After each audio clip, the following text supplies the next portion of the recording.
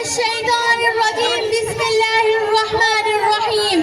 يا أيها الذين آمنوا قوا أنفسكم وأهلكم نارا وقودها الناس والحجارة اللہ تعالی ارشاد فرماتے ہیں اے ایمان والو اپنے آپ کو اپنے گھر والوں کو جہنم کی اس آگ سے بچاؤ ایسی آگ جس کا ایندھن انسان اور پتھر ہوں گے اور نبی کریم صلی اللہ علیہ وسلم کا ارشاد گرامی ہے کہ ہر شخص کو اللہ تعالی نے ذمہ دار بنایا اور قیامت کے دن اس ذمہ داری کے بارے میں پوچھیں گے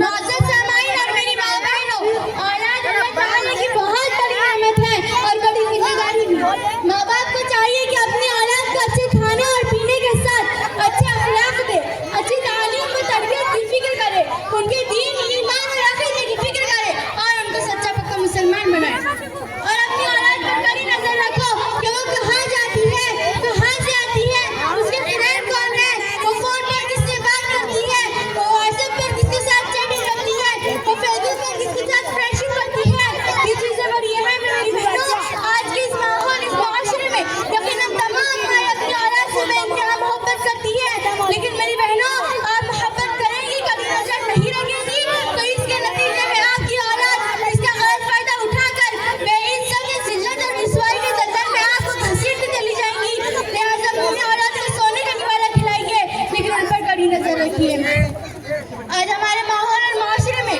ہر بچہ اور بچی کو ماں باپ آسانی سے فون ہاتھ میں تھما دیتے ہیں میری بہنوں میری ایک گزارش ہے آپ تمام لوگوں سے امین ہے آپ تمام لوگوں سے اپنی اولاد کو فون اسی وقت دو جب اس کو اس کی سخت ضرورت محسوس ہو اور فون دیتے وقت بھی اس سے وعدہ لو کہ میں اللہ کو گواہ بنا کر یہ فون دے رہی ہوں لہٰذا تم اس سے کوئی گناہ مت کرنا کوئی غلط چیز مت دیکھنا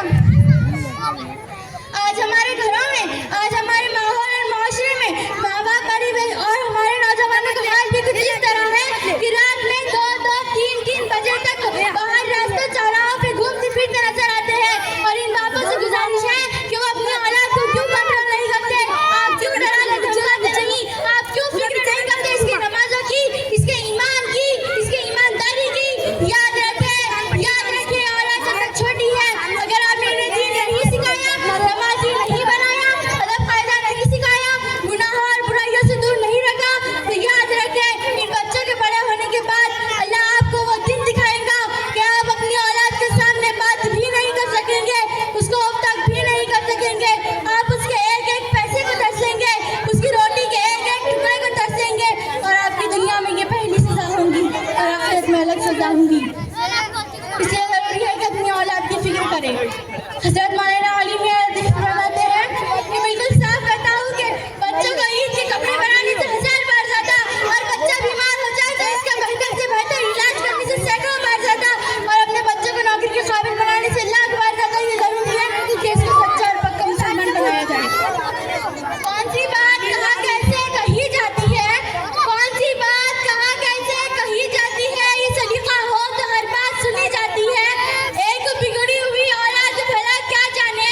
ایک بگڑی ہوئی اولاد بھلا کیا جانے کیسے ماں باپ کے ہونٹوں سے ہنسی جاتی ہے وآخر دعوانا الحمدللہ رب العالمین